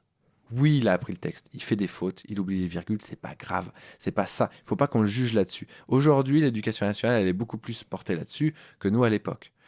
Et bah, je pense qu'au même titre que ça, il y aurait peut-être moins de Zemmour aujourd'hui si on avait plus fait attention au harcèlement, tu vois. Et ces gens-là, moi, ils me font ni peur ni quoi que ce soit, parce qu'en plus, je suis blanc, il n'y a pas de problème, tu vois. Ils s'attaquent pas forcément à moi. Mais ils me font de la peine, tu vois. Alors, ils m'énervent dans ce qu'ils disent, et puis ils font du mal aux gens. Mais moi, avant tout, je vois des adolescents du collège blessés. Ouais. Je pense que c'est un vrai sujet que tu soulèves là, parce que, bon, on sait aujourd'hui que les premières années de la vie sont extrêmement formatrices et cruciales pour la personne qu'on sera plus tard. C'est valable à la maternelle, c'est valable à l'école primaire. Mais effectivement, au collège, il se passe un truc. Il y a une transition de l'enfance à l'adolescence vers le presque âge adulte. C'est ça, il y a presque trois trucs, quoi. Parce que le lycée, c'est encore autre chose, quoi. Oui. Mais le collège, effectivement, c'est une période qui cristallise beaucoup d'éléments de notre personnalité, de qui on sera. Et c'est vrai que pour beaucoup de gens, c'est une période compliquée, parce que c'est une période où on est en recherche de soi, où on a souvent beaucoup de complexes. Et effectivement, il y a une cruauté qui est déjà présente à l'école primaire, hein. Mais là, quand on est adolescent, ça peut faire encore plus mal, parce qu'il y a de nouvelles armes. Évidemment, on sait plus de choses, on connaît plus de choses, et donc on a plus d'armes pour faire mal. Clairement. Et puis, il n'y a pas encore d'empathie, de compassion, comme on peut la développer plus tard à l'âge adulte. Donc, c'est une période qui est très difficile. Et c'est vrai que toi, pour moi, tu es l'archétype du mec qui était cool au collège. On se dit, bah voilà, tu devais être bon en sport, tu faisais de la musique, etc. Et c'est vrai que c'est une classe privilégiée. Parce qu'au sein du collège, il y a, il y a un système de classe Bien sûr. parallèle aux classes sociales qui se met en place. Et effectivement, ce système de classe, il est lié à la popularité. Il y a les gens populaires, il y a ceux qui sont pas populaires, il y a le weirdo, il y a les gens qui sont des souffres-douleurs, etc. Donc il y a une hiérarchie qui se met en place et qui peut être totalement indépendante de la classe sociale d'ailleurs. Et bien sûr. Bien sûr. Et personnellement, je peux pas dire que le collège a été une période très heureuse. J'étais pas le garçon populaire, mais j'étais pas non plus, j'étais pas en souffrance non plus. C'était pas une super période. Et moi, j'ai tendance à me dire que euh, les personnes justement qui sont pas spécialement populaires au collège, qui passent pas forcément un bon moment, euh, sont amenées à développer un univers intérieur riche pour compenser ce manque de popularité, quoi. Alors que si on est populaire au collège, euh, finalement, on n'a pas trop d'efforts à faire pour être aimé. Exactement. Oui, bien On n'a sûr. pas trop d'efforts à faire pour être aimé. Donc très souvent, moi, tu vois, je me dis que quand on n'est pas très populaire au collège, on peut devenir des adultes intéressants parce qu'on a cultivé quelque chose. Alors que si on était très populaire sans trop d'efforts, bah on continue sur cette lancée-là, quoi. Toi, du coup, donc non seulement tu étais populaire à l'époque, mais tu l'es devenu encore plus aujourd'hui. Donc ça contredit cette vision. Mais ce que tu me dis là, c'est que tu souffrais quand même par rapport à cette dyslexie. Donc il y avait une forme d'humiliation. Donc tout n'est pas si rose. Ah non. Les choses sont complexes et nuancées. Donc même les gens sur qui on projette de la popularité, dont on s'imagine que leur vie est extraordinaire, etc., on peut pas toujours imaginer les souffrances intimes que ces personnes-là vivent. Et du coup, est-ce que aujourd'hui, tu as le sentiment que ça a laissé des traces, Ouais. ce truc-là? En fait, si tu vois, je crois que c'était Bourdieu qui disait ça. Il disait si t'as pas 1h45 devant toi pour raconter vraiment un truc très précis, tu passes à côté du propos. Si tu le résumes en 5 minutes, on peut penser que c'est l'inverse de ce que tu voulais dire. Et en gros, moi, me concernant, c'est une résultante, la popularité, mais ça n'a jamais été quelque chose que j'ai cherché. Je vais t'expliquer pourquoi, mais c'est quelque chose que j'ai jamais raconté. J'arrive en 6e, moi je viens du 10e arrondissement, la Grange-Aubel, quartier très violent, où on se bat tous les jours. Il y a des couteaux dans la cour, il y a des incarcérations carrément d'élèves. C'est une école primaire, hein, dont je te parle. Attention, Waouh. je te parle pas d'un lycée ou d'une fac, hein. Dingue.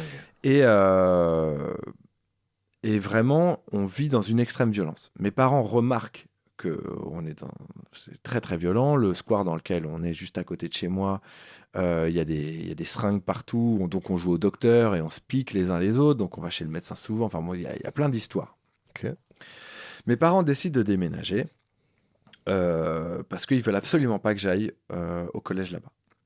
Je débarque à Sceaux, qui est une ville extrêmement bourgeoise, avec quelques individus comme moi qui ne sont pas issus de la bourgeoisie, qui sont fils d'immigrés et autres. Et j'ai beaucoup de mal quand j'arrive là-bas. Je m'intègre pas du tout, tout le monde m'énerve. Et première récréation, tout le monde joue au ping-pong et tout le monde a sa raquette de ping-pong dans son sac. Moi, j'ai jamais joué au ping-pong de ma vie. Donc j'arrive et je dis, tu sais, je vois que c'est ce qu'ils appellent une tournante. Tu sais, tout le monde tourne autour de la table et tout le monde cogne une fois la balle.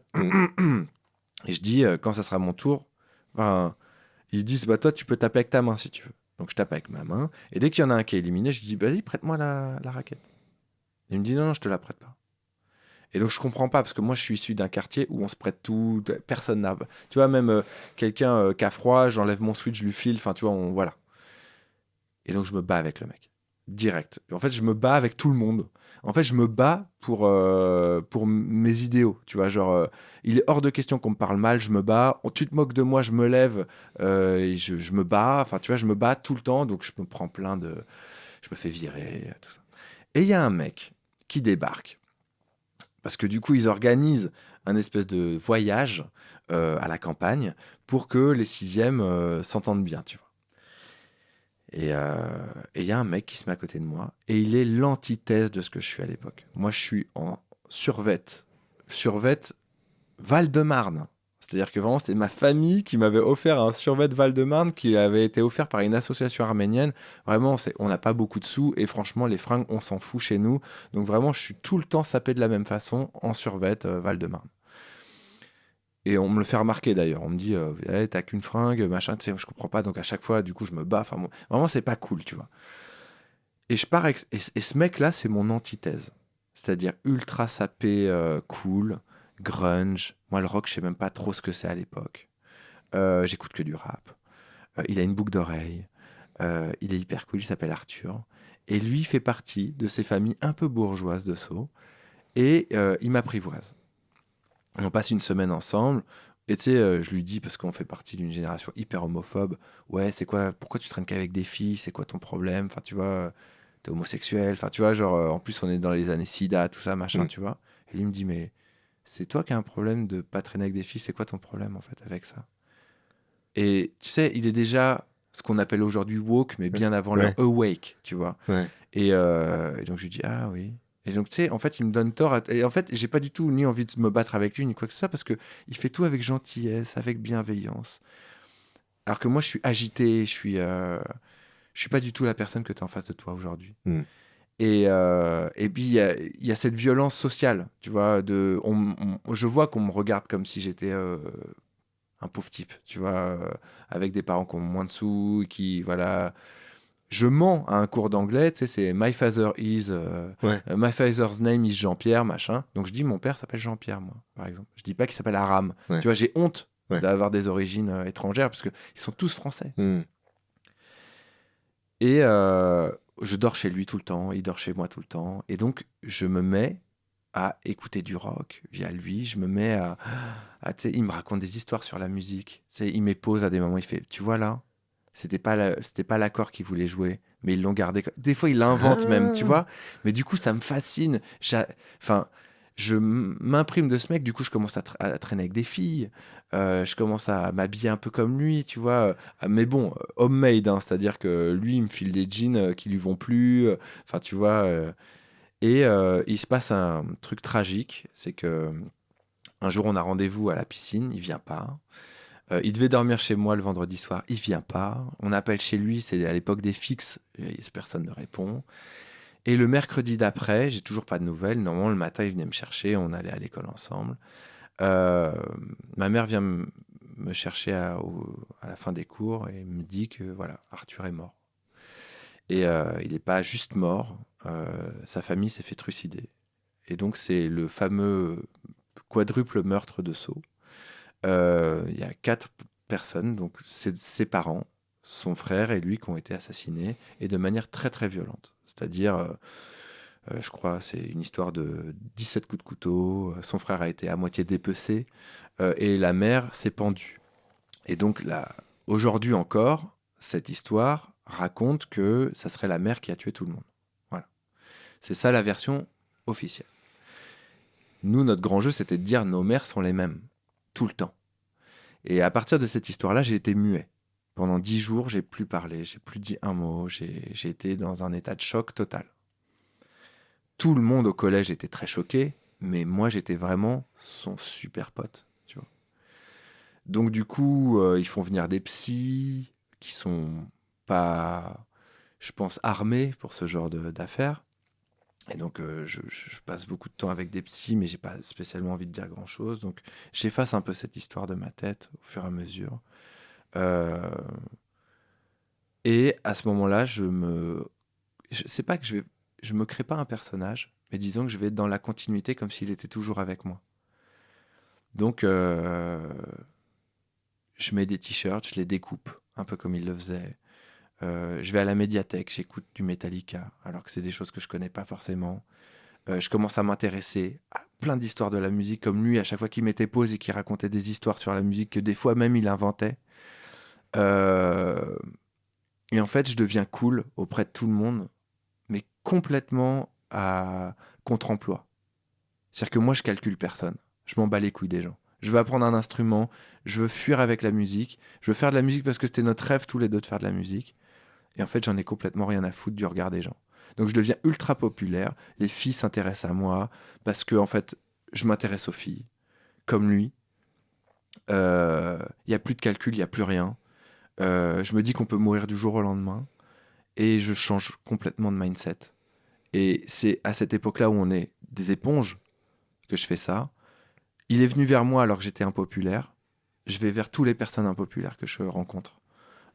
Dès qu'il y en a un qui dit « Moi, ma passion, c'est la physique-chimie », je me dis « Vas-y, mec, vas-y, passionne-moi ».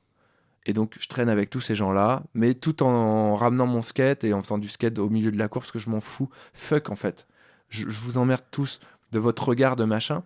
Mais en fait, tout ce que je fais, malheureusement, par rapport à l'époque, par rapport à tout, est cool. Mais en fait, c'est pas, moi, je cherche pas ça, tu vois. Et donc, je suis pris dans un groupe de rock, je suis bassiste, ils sont tous au lycée. Du coup, tout le monde fait putain, mais en plus, il joue dans un groupe de rock. Le chanteur, en plus, était méga sexy, il était torse-poil pendant les concerts. Et moi, je suis le bassiste à côté, un peu plus ténébreux, avec mon bonnet sur la tête, Napalm Death. Et j'ai les t-shirts les plus larges possibles. Et voilà, et donc, du coup, j'ai une meuf. Et donc, et à l'époque, c'est très important, mais on couche ensemble. Du coup, tout le monde est au courant, tout le monde dit waouh, ils ont couché. Ouais. Et donc, ça fait de moi comme si j'étais un homme, tu vois. Donc, du coup, les filles s'intéressent encore plus à toi parce que t'es un peu, t'es un mec à coucher, quoi. Et donc, en fait, je cherche pas du tout. C'est plus tard, en revoyant mes amis du lycée, du collège, qui disent ouais, mais toi, t'étais super populaire à l'époque. Et qui n'ont même pas le storytelling de pourquoi je le suis devenu, parce que même moi, je ne comprends pas pourquoi je le suis devenu. Parce que j'ai jamais été dans l'élite, j'ai jamais été moqueur, j'ai jamais été, tu sais, les gens qui adorent un peu... bully, ouais, pas du tout. Je sais même pas qui étaient ces gens-là, d'ailleurs, tu vois. En fait, j'étais très détaché, pour tout te dire. Voilà. J'étais très détaché, j'avais une bande de potes, de gens qui me respectaient, qui étaient très cool et avec moi, mais je sais pas s'ils étaient cool dans... Mais il s'est avéré qu'ils l'étaient, mais en tout cas, je savais pas qu'ils étaient cool à ce point-là. Et voilà, c'est ça, mon histoire, c'est ça aussi, tu vois. Et donc, du coup, c'est pour ça que je pense qu'au collège, il se passe plein de trucs. C'est parce que j'ai vécu cette expérience qui fait partie encore de moi aujourd'hui. Pour moi, Arthur est toujours à mes côtés. Pour moi, tout ce que je vis d'extraordinaire à chaque fois, j'ai une pensée pour lui, des fois que je parle tout seul. Et je dis, tu vois, on l'a fait. Waouh. Encore aujourd'hui. Donc, tu vois, et voilà. Donc, c'est... Son frère lisait Guitar Part, et quand j'ai fait la couverture de Guitar Part... là, pendant qu'on se parle, je suis en couverture de Guitar Part. Quand j'ai vu le Guitar Part, j'ai dit à Arthur, tu vois, on l'a fait. Tu vois, c'est... Voilà. Donc... Écoute, franchement, je vois pas quoi ajouter à cette histoire. Merci. C'était passionnant et émouvant.